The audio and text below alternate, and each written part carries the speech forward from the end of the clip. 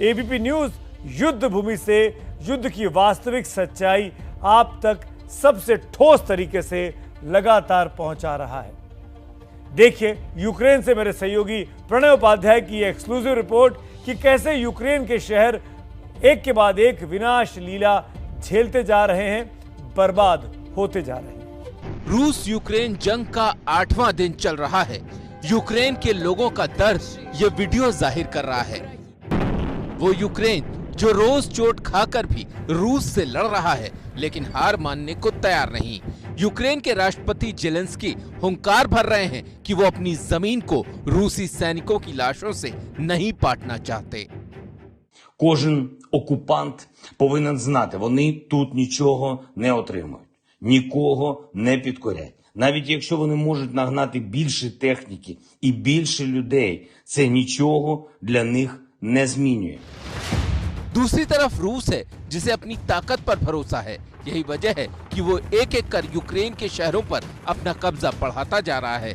खास तौर से यूक्रेन के दक्षिण के शहरों पर उसकी पकड़ बढ़ती जा रही है। रूस ने यूक्रेन के खेरसोन शहर पर नियंत्रण कर लिया है। खेरसोन पर कब्जे से रूस के लिए पश्चिम और उत्तर की ओर बढ़ने का रास्ता साफ हो गया है। खेरसोन के बाद उसका अगला टारगेट मारियुपोल शहर हो सकता है।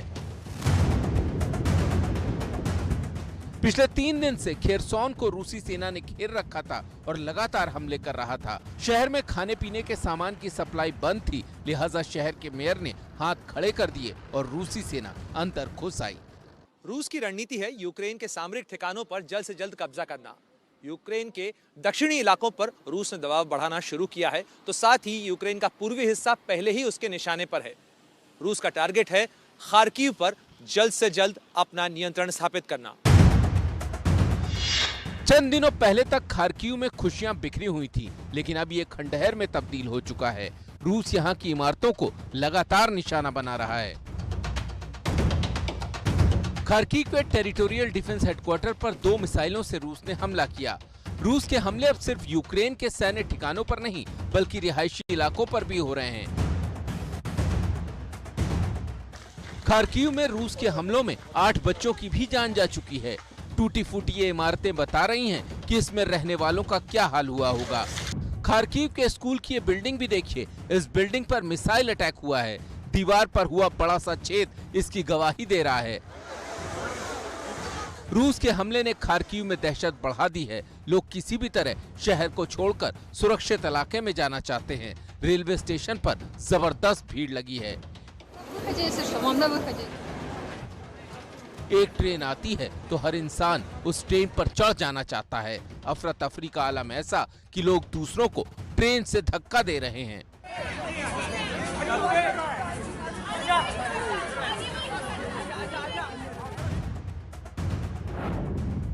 खार्किव की तरह चेर्निहिव भी रूस के टारगेट पर है। रूस की कोशिश यूक्रेन की कमर तोड़ने की है, तभी तो उसने चेर्निहिव के तेल डिपो पर हमला कर दिया। मिसाइल हमले के बाद तेल डिपो धू धू कर चलने लगा। काले धुएं का गुबार पूरे इलाके में छा गया। इरपिन, इज्यूम जैसे इलाकों में भी यूक्रेन और रूस के बीच जंग तेज है और रूस ताबड़तोड़ हमले कर रहा है। जंग में कोई सुरक्षित नहीं। पत्रकार जंग के बारे में लाइव रिपोर्टिंग कर रहा था और तभी पीछे से जबरदस्त धमाका हो गया। Here in Ukraine. Elaine?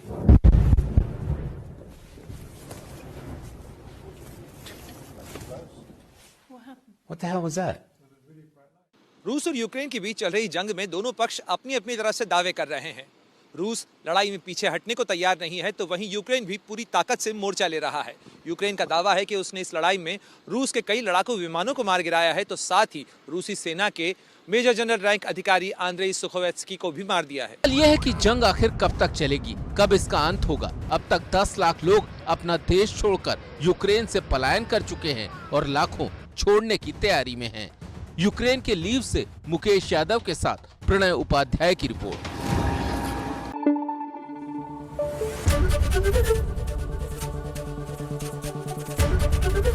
ABP news आपको रखे आगे।